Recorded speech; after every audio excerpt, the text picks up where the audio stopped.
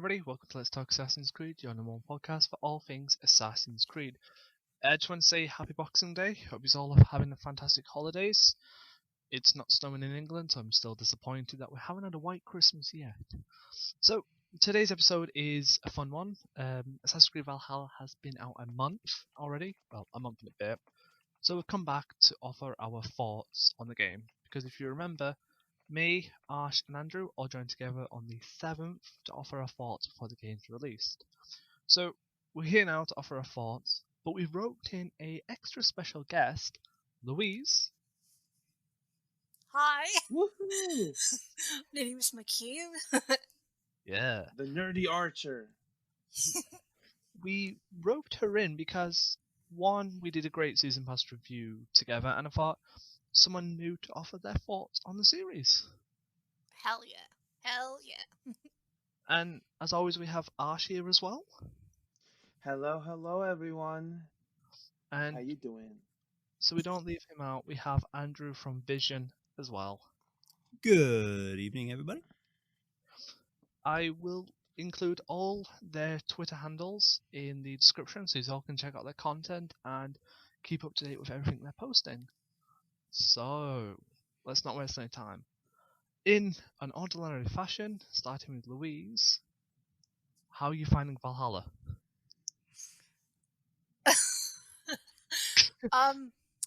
Oh my god. I absolutely adore it. To be honest, I'm just over 100 hours in now and still have not finished the main game.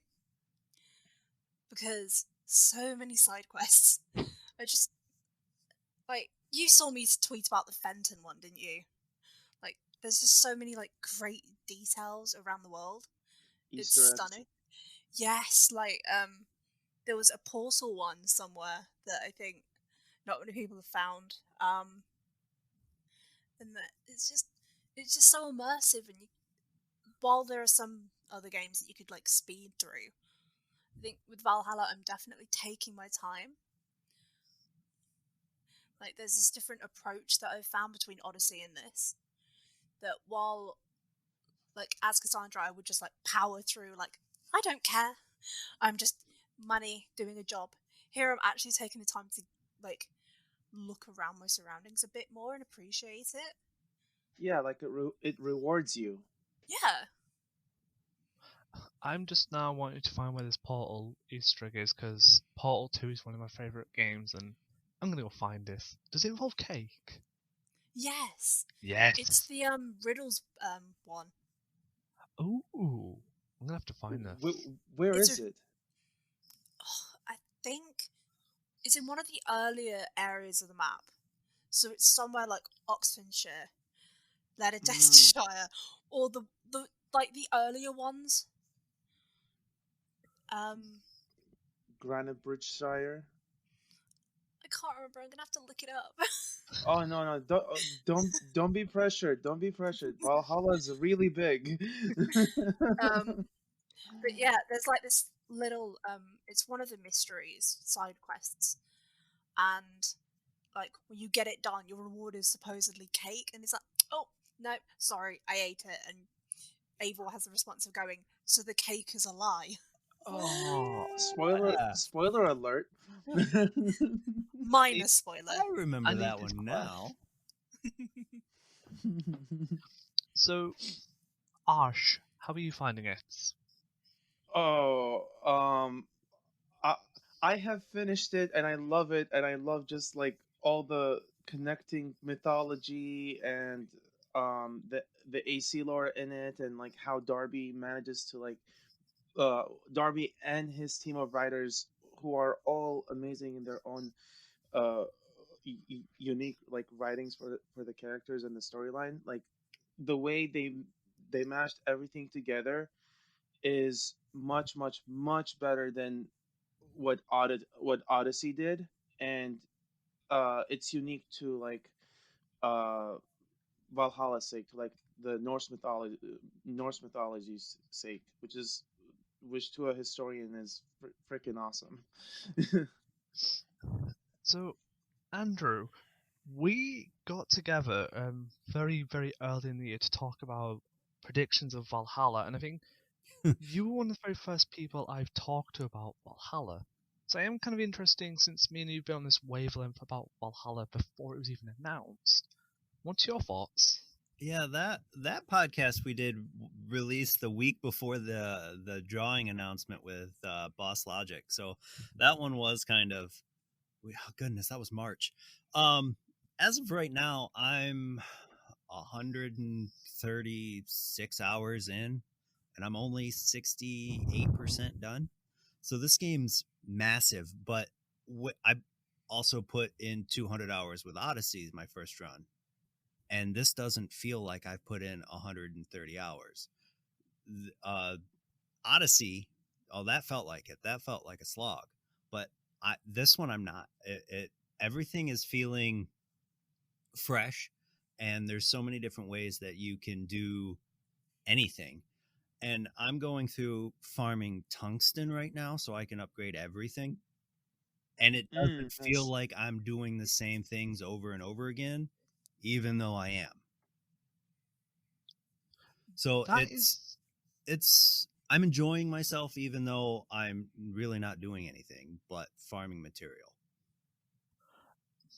That is a It's unique awesome. perspective. Like, I found Odyssey to be a big grind first. I was getting pretty sick of trying to level gate a lot in Odyssey, even though I did side quests just because I prefer to do side content before the main. So it's kind of an interesting to see a perspective that Valhalla is a deeper RPG than Odyssey, but even when you're just exploring and doing random things, it's not as draining when you play it, if that makes sense. That makes a lot of sense. Even with this one, I stopped adding power level points because I didn't want to be too overpowered.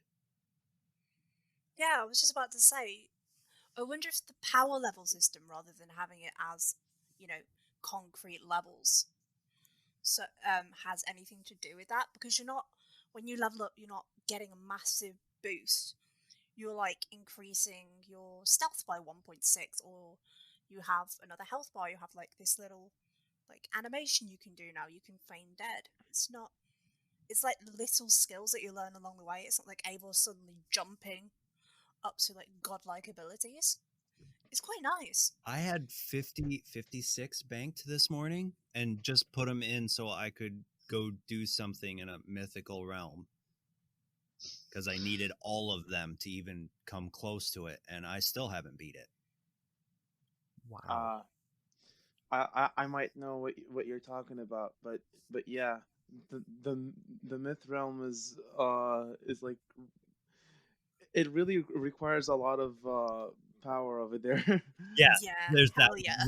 that little one thing, and I went, oh, so I'm gonna have to come back later. Great. Yeah, exactly. Pause the story. but yeah, I'd say like I really like the progression in the game, that like even if it's like every 10 to 30 minutes you get two skill points up and two skill points up, and uh that seems kind of like satisfying, but it's also like it's not overpowering you, or it will eventually overpower you, but it takes its time, and it's not as grindy as uh Odyssey was. Odyssey was just like a blood sponge compared to Valhalla, because like you had a lot of stuff to do, whereas Valhalla is like very basic. You get three levels of upgrade for your weapons and your armor, and you get skill points and abilities to find within the world, which to me is like pretty basic, and uh I love to play that kind of game. I Yeah, feel Odyssey was just so numbers heavy. It was just pointless. It's like you did 100,000 damage, but their health barely moved. What was the point? Oh, I hated that so much. I'm like, die, die. Yeah, you can get stuck in Valhalla, but you won't be stuck for long. Like if you go away for like 5 minutes, do one, say, mystery quest, or find a chasing paper, which I'm really annoyed to back in. Like Oh, they're good. fun, but they take forever to do. But Yeah. By the way, but you'll never be stuck forever. did you know that for the chasing paper, you can literally just slow time and get it? A thing like it will stay in its place. I found that from like Leo K. Oh really? I might have to Yeah. try that. Yeah, it's so helpful. Like, it's a cheat sheet. I've only caught one so far, and even that took me like 3 attempts. Well, good job. I'm very proud of you. I think that alone is an indication of the parkour system for this game. Like you go all over the place. Sure, like the paper in this one isn't like Black Flag or Rogue where they disappear. You make it to the end and it waits, but you gotta get there first. Mm. Yeah, it waits for like 2 seconds and then it's gone. And then you gotta go all the way like back. But I do gotta say, like the parkour in this game is so, like, it annoyed me before I knew how to, like, cheat in in that paper trail. It annoyed me because I would chase after the paper, but then Avor would go like down instead of like uh crossing on like a stand or like a pike. They would just go down on the ground. I'm like, oh my god, I don't want you to do that. Yeah, it doesn't really feel as fluid as, say, Odyssey or Unity, Unity. where they Yeah. have like Unity's parkour. I think has been the best parkour out of any of the games, and I stand by that. A lot of But people Just agree. like bring it back, AC. yeah, um, but the thing being with Valhalla, it feels slightly more natural, but Eivor also feels heavier in a way. Like if you, I don't, I don't know how to really explain it, but when you're moving as them and doing parkour and the free running through trees and stuff, they don't like quote unquote fly. They're like everything is measured. It's taking a lot more bodily effort to do stuff. It's heavy.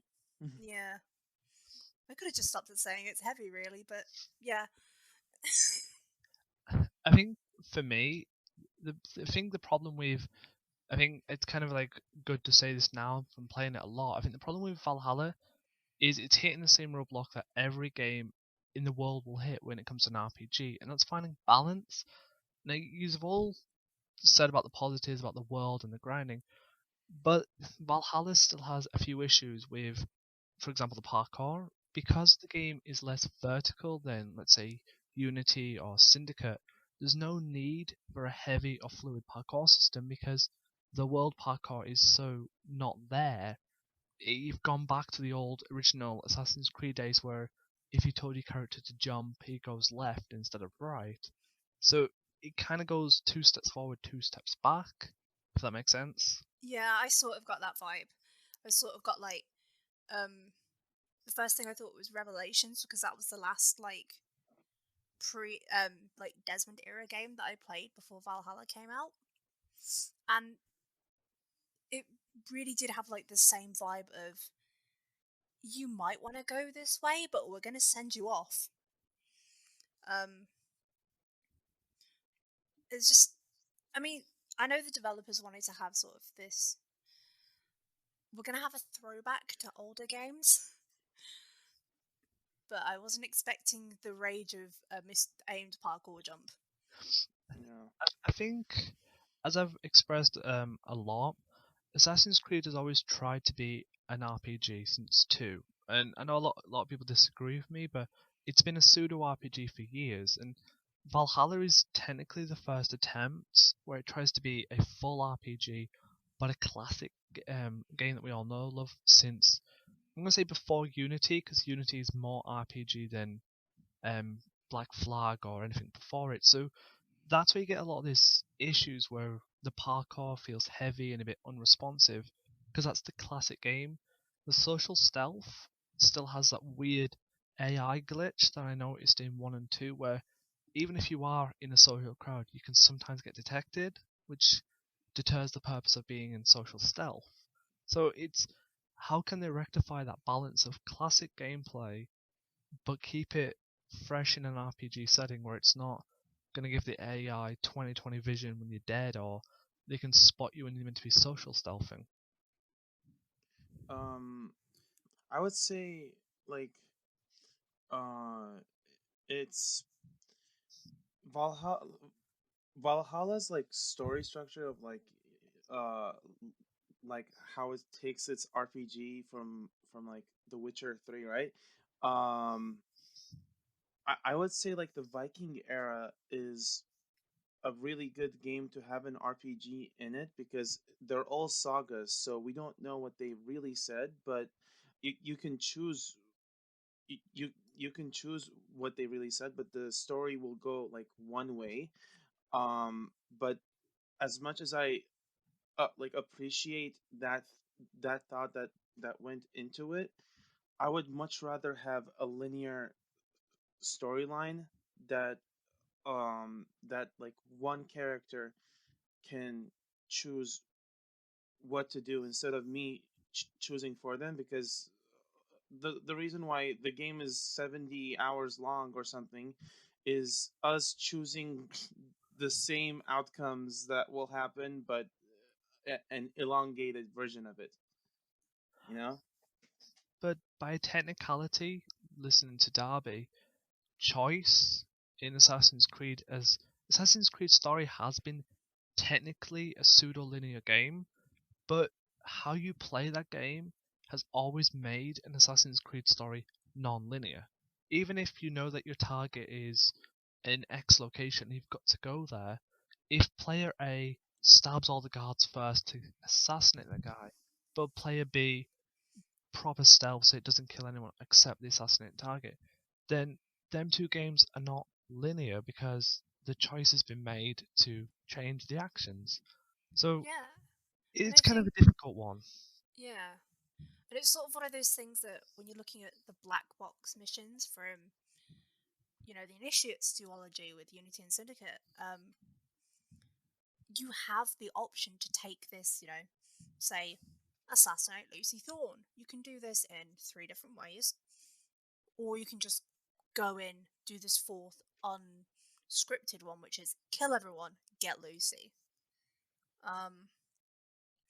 It's really there, and that's not even considering like what level you are, what your equipment is, what skills you've decided to focus in before you go in, because everyone may do those in a different time period, which will make the gameplay and the quote-unquote linear progression of everyone slightly different.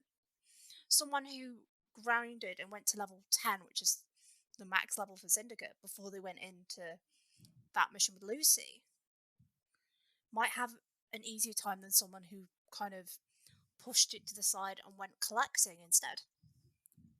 The way that Assassin's Creed's always been, since Altair, it has to be some form of choice within it, or you're just playing a story game like Heavy Rain, where all you're doing is QTEs throughout um, cutscenes. You can either choose to kill 150 guards, or you can choose to kill no one. You mentioned the black box mentions of Unity and Syndicate, but those in particular, they show you what your character did because they give you that cutscene if you do something very specific. Take, for example, the one in Notre Dame, where you kill your target with a special cutscene inside the confessional booth.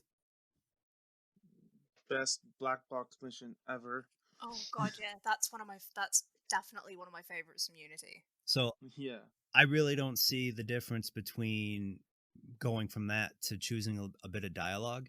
What I did notice and what I enjoyed about that choice is Valhalla's dialogue tree is more about gathering information than moving the story one way or the other. Yeah, I noticed. I spoke quite a lot about this, and I love it. How you may have three options, and I think it's what you were saying, Andrew. Whereas you could pick the first two, but it'll always revert to the third option. So it kind of gives that sense that the third option is push the story along, but the first two is, like you said, gathering intel and learning a bit more. I I believe just, I saw Darby call that small talk on Twitter. I think he called those which first two small talk. which makes sense, but this could just be me being weird. But I would like it to be a bit. Sorry to bring it up because I know it's not that good a game, but Cyberpunk, where when that uses dialogue, it has the big canon, I should say, story progression as a big yellow block, but the small talk is like little blue text. So it would be nice to have a system where you have the small talk in one color, but the story in another, and that way you know which one's going to be the small talk. Because you may choose option A and think that's going to be AWOL's best option to move the story along, but then when it jumps to the third option, you're kind of like, well, I want to do the first option. That was my idea, if that makes sense. Yeah, that that Oh, that is more like Odysseys, where you could go through all those center things and then the big golden one to move forward. Yeah. I've just had a thought. Because you mentioned cyberpunk, and it's got me thinking of Detroit Become Human, and their Mm. sort of the dialogue and gathering intel thing. So hypothetically, you to develop this further, you could take ideas from that. So say that you're making small talk with, say, an NPC or something, and then gradually down the line, it's like it's gathering information, but it's information that will have an effect later on.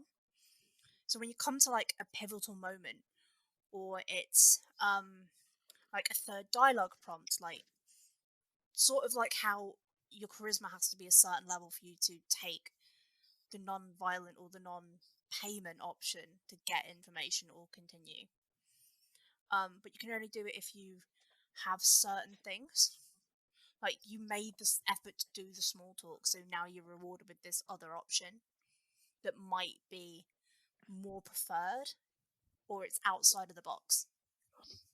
I could see, and I don't know if I'm wrong on this idea, but I could see with how Valhalla is, the small talk feeding in to the charisma setting, because charisma is about interacting with people and being nice, essentially. And if you're cracking up small talk instead of just rushing ahead, that's you being nice and polite and trying to get to know that person. And that could increase, as you said, Louise, like as a not another option, but it could also feed into the charisma option, if that makes sense. Yeah, Yeah, and we could just, flight and insult people to upgrade our charisma. That seems to be the most common route. To be honest, I loved flighting and increasing my charisma because it made the game so much easier. Uh, I and just so much enjoyed the funny. flighting. There's one yeah. that I'm not going to talk about because it's just hilarious. And there's one in a mythic that was hilarious that I loved and wish we could redo flightings. Um, Me too. and then there was Oh god, yeah. the reverse flight where you didn't insult people, you talked nicely about them. Oh my god, that's so awesome. Yeah. Yes, like playing with the format and getting rid of your expectations. I love that. I really enjoy that concept. Can we all just like quickly touch? I don't know if you guys have noticed this, but in the mythical realm there is one fight, and between this is going to be a slight spoiler, but I think it's worth it. Verse Thor and Odin, which is actually a nod to I believe Norse mythology, where Odin did beat Thor in a flight battle, Yep, he Yep. did. which I Oh. kind of think's so But hilarious. Like here's the. actually in there. I I'm didn't know this. yeah. I. So when I went into like the mythical realm, you go through certain missions and stuff, and the first couple I was like, okay, this is vaguely familiar, and then I got to that one where oh, I don't want to spoil it, but when you go to the other island, is all I'm going to say for people who know what I mean, and you meet the creature there for the first time, and I was like, oh, wait, hang on, I know who you are. And then I remembered exactly the list of myths that it goes down and where it ends up. So I was already like, probably not even a quarter of the way through the myth, and I already knew where it was going to go. I really liked how they did those two realms. It mixed Yeah. Norse. I think it mixed Norse myth well with what we know or what we think we know about Isu, and it worked. I think it worked perfectly. Mm. I loved I mean, I mean, I I did a thread on Fenrir on AC Landmarks, and like everything I wrote in about Fenrir's story is in Asgard, and I'm like, oh my god, I'm playing my thread, which, which was awesome. It's like I I predicted this story, but I didn't say I predicted this story. I didn't think they were gonna go that literal on it. I will say, if you've read Neil Gaiman's retelling of the Norse mythology, like if you've read his book about it, and then you play this, you're like, I'm literally replaying every single myth that's mentioned in this book, pretty much. Bar Yeah, like exactly. Idun's apples, everything else is mentioned, and everything else is in the game somewhere, and I'm just, oh, I remember this. I know what's gonna happen, and though it may twist your like perspective on it and throw in like a little bit of artistic license and just fit it in with the Isu, it's really well done. Yeah, I can't wait to talk about it in like the spoiler version of it. Yeah, I really wish they'd have done this type of Isu lore with mythology in Odyssey. Yes. As Yeah, that would I have been a really great addition. as I explained in an earlier episode with Leading Effect podcast host, this is the first game that I actually can enjoy the mythology a bit better because it doesn't just stick a great big "it's the Isu" sticker on it. It tries to keep it grounded through how it is achieved, how it's described, based on real life myth. Whereas Yep. Odyssey was kind of big, like, it's an Isu, have a sticker. Yeah, Atlantic, Isu, this one have a has sticker. been like you wouldn't know it if you didn't know Isu were a thing. And then even me, it took me a minute going, wait, is that supposed to be that voice sounds familiar? Oh my goodness, it is. Yes. Yeah, yeah, Yeah. yeah, and it just like unravels basically, and like it's you get the best of both worlds in this game. Yep. For the people who One don't thing. know anything, it's new. But for us who have been through the series, we're learning relationships in a different light. People we thought were just friends are father and daughter, are enemies. It's just crazy. The one thing I will Exactly. say about the mythology stuff is I wish they could have done a couple more like drops of hints of like the British mythology. That's fair. So like with like Yeah. Arthur and the Knights of the Round Table stuff. Maybe they could link that in with like the Wrath of the Druids DLC. Maybe not, but it would have been nice to have sort of, because we've seen so far that most civilizations that we visited in the games have some relation to the Isu, and we know that Excalibur's in the game. If you go So why down, not? if you go down Stonehenge, you'll see some stuff there. Oh yeah, those standing circles. There's some lore in there that I'm ready to get into. Yep, yep. Our good boy Brendan. I will. Shout out to Brendan. Yeah. I would like to say, and this is probably the only complaint I have actually ever found in Valhalla, is that the world of Valhalla is built on this old premise of Roman Rome had fallen in England by this time, and the whole country is still divided between pagan and pseudo Christianity, because this is where Christianity took off.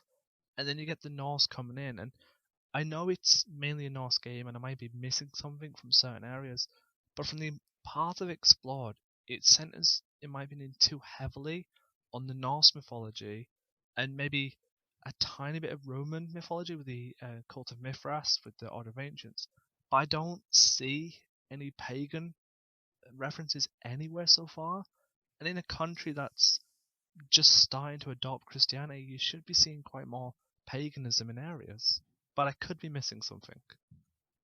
I mean, you get the pagan in like Eivor, or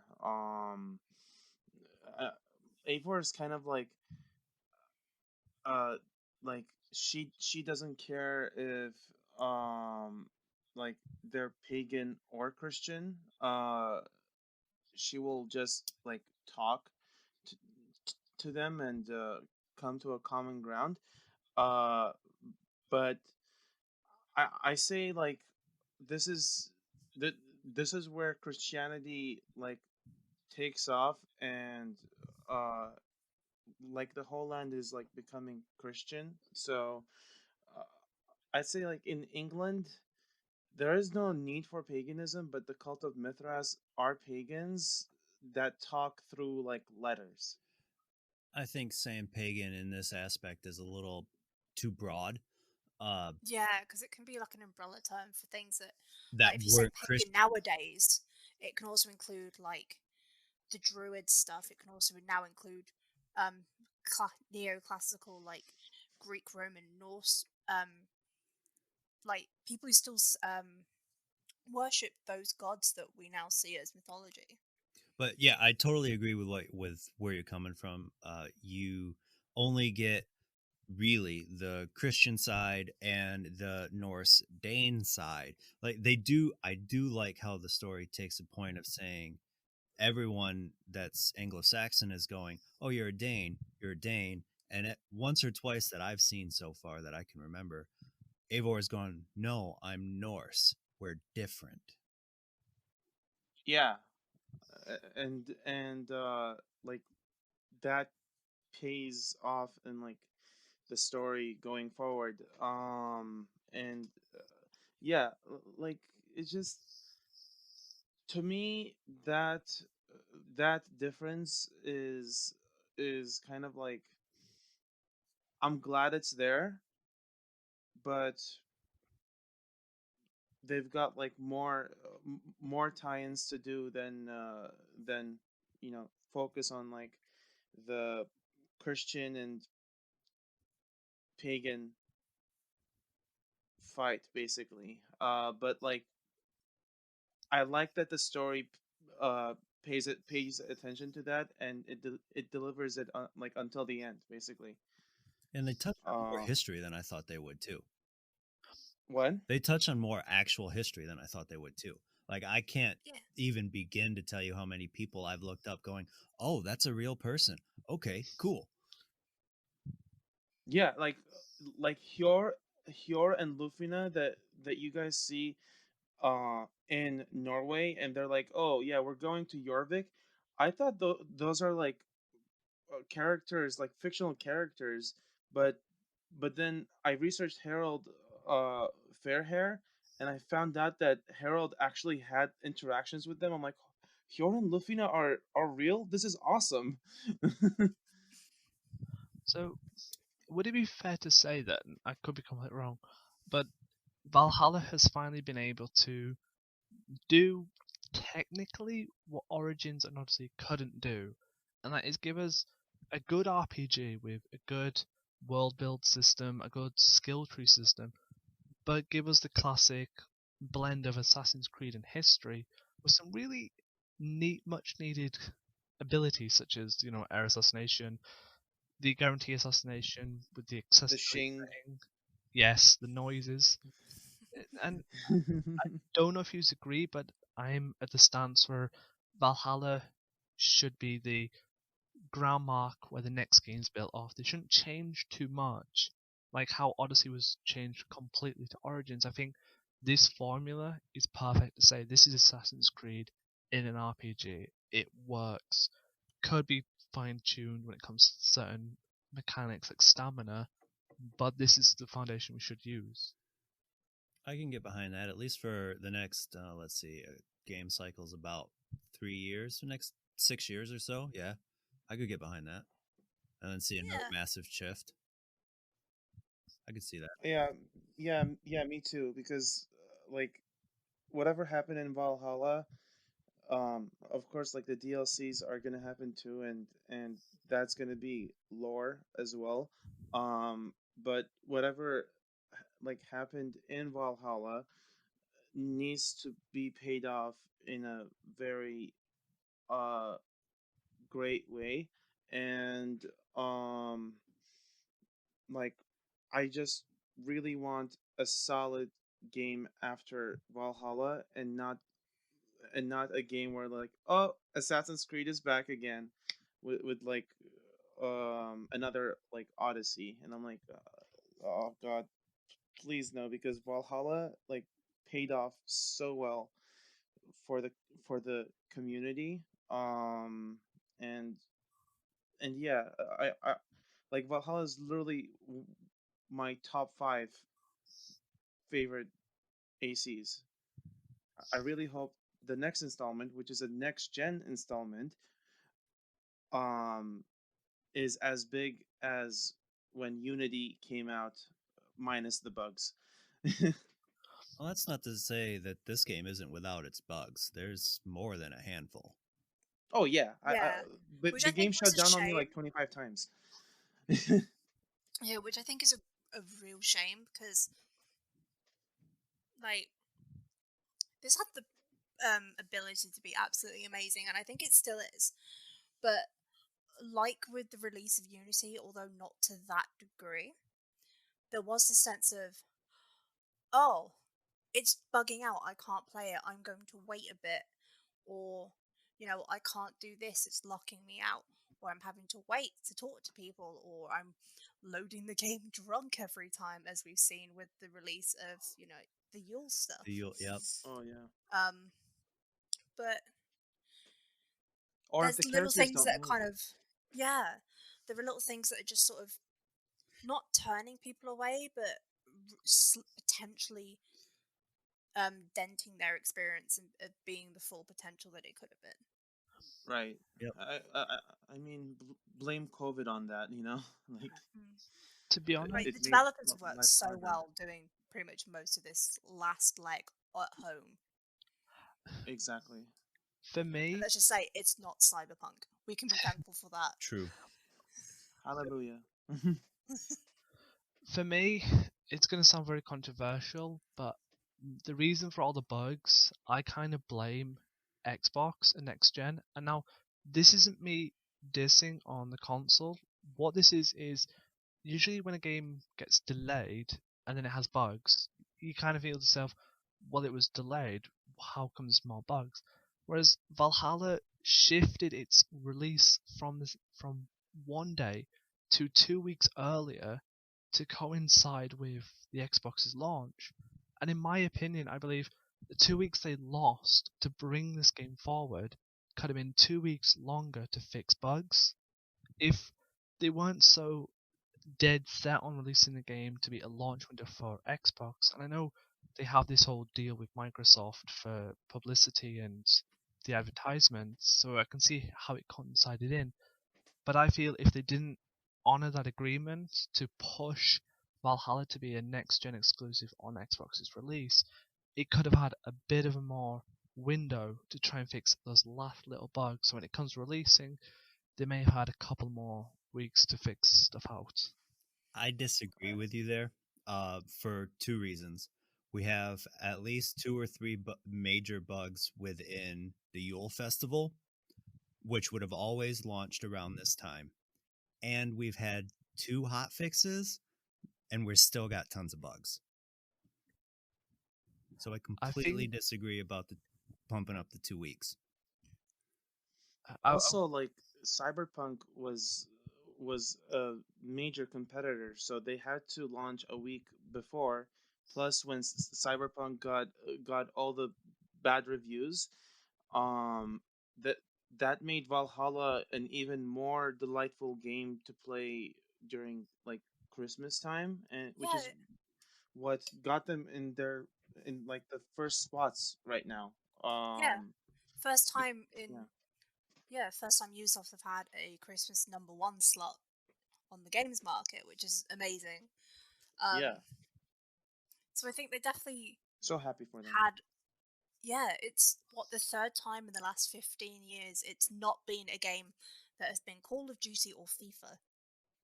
Ugh, I I'm think bored of those. I, So that still shows a testament to, yeah, there's bugs. Yeah, some of them have wiped save files, but people are still really excited for this. People have heard great things, and I have actually seen people like who had no idea what Assassin's Creed were pick up the game or go to have a look at the game purely for the fact of, they've seen the photo mode stuff, they're really interested, they've seen all the lore dumps, and they were really excited. And there's like this atmosphere of excitement, which I don't know if it's because I'm now creating more for AC than I was when Odyssey was released, but I felt far more excited for the release of this one than I did for the last couple. I think I've always been excited for any Assassin's Creed, but one point I should have put on when I mentioned about the bugs is, strangely enough, the only bug I've ever actually had in this game is with Yuletide, so I will admit that I'm probably a bit biased when it comes to bugs because I've had a relatively easy experience. I've not had many bugs, so I should have added that. Maybe I'm a bit unbiased with bugs because I've not had any, but whenever there's a new Assassin's Creed game, I'm not being thing. I'll drop anything to buy it. I don't care when it is, what it's set. I'm gonna buy it. You Oh yeah, yeah, me too. you're sounding like I did back when Unity went, and I went, I'm not seeing any bugs. What are you talking about? Yeah, Yeah, me too. All I saw was like when when I jumped, uh, Arno just kept going down, and that happened to me once, and I'm like, Unity is awesome. I don't know what you're talking about. Yeah, most of the Yes, bugs I've seen with Valhalla have been minor. There's the one where in Yuletide where the ale disappears. I've I hate had the that. spinning targets not work properly, but I also have issues in distrust areas. I have achievements not popping. So Mm, It, yeah. I think I don't know if Arsh, because you also had um an early access version of the game like I did. Um, yeah. for those who did, a couple of them were saying that achievements weren't popping up, and they weren't popping up until like after those who got it on the release day. which makes sense, I think, Yeah. especially when you're looking Um. at the Xbox when they require an online connection for the system to even work. Mm. I mean, And which then is you've also got. great. But the hard part about like having the early access is like getting to finish the game, and you don't have any guide as to how to finish the game, and the game is like bugging on you. I'm like, oh my god, I gotta finish this to get to work. Yeah, but the bugs were really not a welcome thing. Uh, but like they're getting fixed, and I feel like Valhalla in i- in like a year's time will be good with like um they're they're gonna fix the glitches, and it's just gonna become as solid as Unity without the parkour. Totally agree.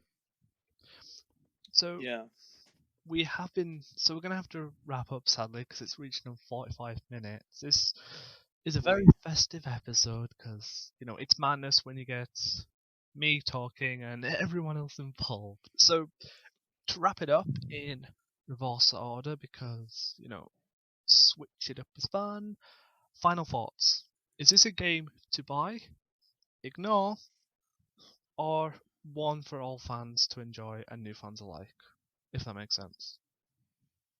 I think this is one for everyone to really enjoy, but I've always been of the mindset of try it for yourself. So I've always enjoyed like renting games, try it for a couple hours and go, yeah, I think I can buy this. But with we're gonna be straight up. You're listening to an Assassin's Creed podcast. If you aren't You're playing clearly this like a game, very what's deep fan. going on? So play it, try it, love it. Because I've seen maybe one or two people say, yeah, I don't really like it, but they've had valid reasons. There haven't been a lot of people just totally dumping on this game like Odyssey had. Right. Um, before Ash adds his point, sorry, I would like to add to Andrew. I have a friend listening to this show every week that has never played an Assassin's Creed game, and he doesn't know which one to start with. So Wow. he has bought Valhalla for PS4, but he hasn't played any other. But he still tunes in every week to Okay. wish me luck. Aw. I That's guess very that sweet. shows me then. Wow. I apologize. That's my bad. He's gonna be like, but I'm here. I don't play Assassin's Creed. I just like the show. Like me. That's entirely Well, valid. whether you don't play Assassin's Creed or you play Assassin's Creed, Valhalla is the game for you. So same question to you, Ash. I'd say yeah, buy buy the game. It offers a lot of knowledge on Norse mythology, and at the same time pays off the lore of Assassin's Creed very very well, and it's just an all around fun experience filled with world events that are memorable. Yeah. And Louise. Um, yeah, I uh, I think they pretty much said everything there is to say. If you're still sitting on the fence with this game, I suggest what I did with Unity. Go watch people's like first couple of hours of playthrough on YouTube, or like ambient roaming. Get a feel for the game, and then maybe try it out for yourself. Because that's how like I had no idea about Assassin's Creed when Unity released, and then I watched the bit where they escaped from the Bastille, and my heart was sold. So maybe, but yeah, this is a game for pretty much everyone who's new or old to the franchise, someone who is interested in Vikings, or you just want to try it out because it was nominated for like stuff at the Game Awards. Um, I think speaking as someone who does like history related podcasty stuff for Assassin's Creed, some of the reveals, particularly for like the Norse mythology stuff, might actually be better if you don't know the mythology going in, or if you are unfamiliar with the mythology. Because, like I said earlier, I was a quarter of the way through the myth arcs, and I guessed where it was ending. Which, like, yeah, there's that anticipation, but I think like the reveal with that one person who turns out to be one of the Order of Ancients, I will not spoil who. There's that little anticipation of, I think this is going to happen, and then when it happens, you get that overwhelming Aha. feeling of, I called it, I knew it, oh my god. But And if we want to talk about I called it moments, I am going to say this now because nobody believes me even though I've got evidence. June, I put a tweet out hinting that Rebecca and Sean will be in game, and it's not a spoiler because everyone knows because Sean, the voice actor, put it all over Twitter. And Sean Hastings did, and Rebecca are in the game, and I called it back in June. So I'm proud of this. I called some of the modern day. If you're not getting out of the Animus every couple story arcs, you're missing a lot of good story with those two. Yeah. There is a major advancement of their character arc that is, I think, necessary for modern day completely. oh, I 100%. just hope like AC Valhalla, like what, like why don't they put you can get out of the Animus right now, if you'd like, you know, You can. like a little bit of like a break where Rebecca says, "Hey, you want to get out of the animus for a little bit?" Yeah. You know? Yeah, make it a Sort of story like, prompt instead of yeah, there's so one. Yeah, very early in the game, and I think that's the only one. Yeah, I instead of think like until the having very end, Darby, yeah. instead of having like Darby say like, you know, which parts do you get out from? I just want like the story to tell me, "Hey, take a break. Come to the modern day someday," you know? Don't Yeah. affect your bleeding effect. Get out of the animus. I, Yeah, exactly. I think Which would be like a nice little, not meta thing to have, but you know, this is Layla in an animus for extended periods of time, and we've seen from like her being kind of kicked out again in Origins time and again that there is going to be some sort of an effect. So why not have this thing of we're supposed to be looking after you, but you're not actually getting out of the animus when can we have a chat, or I you know, understand we why came they back did with it. donuts, you know. Like it makes Yeah. sense with so many casual people going, "Oh, why are you making me get out of the animus? Like why?" And so I get why they did it, but just a little bit more. But I'm a stickler for modern day. Yeah. You, It's your you could have choice the if you don't prompt. want to. Yeah, you could still have those prompts to get out and, you know, roam a bit as Layla and talk with people and look at the stuff on her computer, because I seriously suggest looking at the stuff on the computer. I'm so mad at Um, the one corrupted file. I but want to know what it says. oh my god, me too. But you could have those prompts and have the option to say, no, I'm comfortable as I am, and then just go back to the game. Yeah. Yeah. see, But truly the modern day setting just gave me a lot of like, "Oh my god." Yeah, like Yeah. that kind of feeling, you know?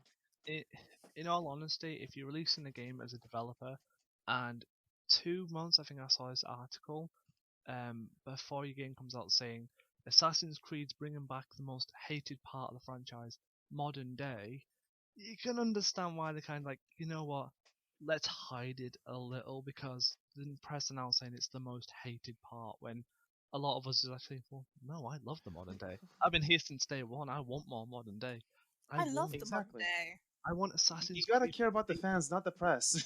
I want Assassin's Creed 3 modern day. That was the best modern day because there was missions to do in the world. That was impact on the story.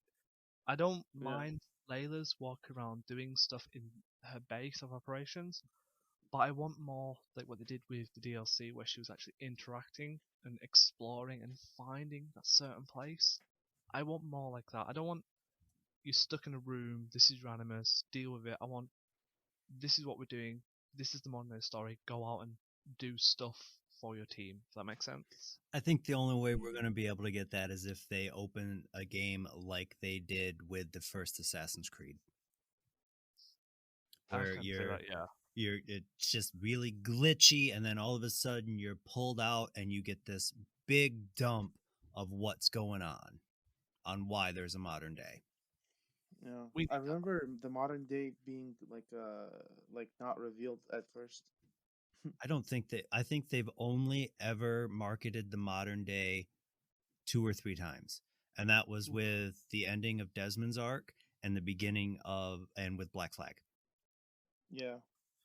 Which makes sense from like the narrative standpoint of where the modern day went at that point. Right. But also, Anyway. I just want to know who the initiate was from Syndicate and Unity. I want to know all the stuff. Why is it being kept in the comics? I think Because there's like other issue stuff that's mentioned in games that maybe like Bishop. I'm gonna go back to Syndicate and Unity now um because there's just like there's references to other issue stuff, but we don't really see where that goes. It's like, oh, they've done all this work and we're just gonna keep on trucking. Oh well. Let me see kind of like references to them. This, maybe even in like database going, oh, we should look at that later. Hold on, didn't X visit there at this point? Maybe we should go there sometime. Leave little hanging threads for them to go back to. on about the initiates in Syndicate and Unity, and also with Black Flag. If I remember correctly, it was mentioned that they're meant to be, and I think it's dumb, not to be rude, they're meant to be the person playing the video game. The initiate in them is you. You're the initiator, you're the one talking to Bishop, you are the one that's advancing the story, you are the one that's the new guy at the Animus. It's not some fixed character, it's the player playing the game. And I didn't like that because I didn't give it much of a character build up like Desmond, if that makes sense. It's just saying that's you to play the game. There's no modern day law for you to follow because you're not really an assassin or a Templar. You just It gives fanfiction potential, though. there is tons of fanfiction. The amount of fanfiction I've seen about this like unseen character have been amazing. I do agree. Speaking of someone who's also written her own, You've got to share it one day. I'm gonna find it. You're gonna have to show me the sisterhood server. I want to read this. oh damn, okay. I'm just nosy. But so we're nearly on an hour, and I think it's best to wrap up because even if you are stuffed on leftover turkey and you're chilling just from Christmas merriness with us, I think an hour is a long time to talk. I think I get told off for talking about an hour on my own, to be honest. That went off a bit of a tangent there. So, you guys are coming back. Please tell me we're doing this again. Oh, hell definitely. We didn't talk hell yeah. story spoilers. Of course, we have to come back. Oh, yes. Yep, I'm gonna spoil everything to you guys about Valhalla. Woo!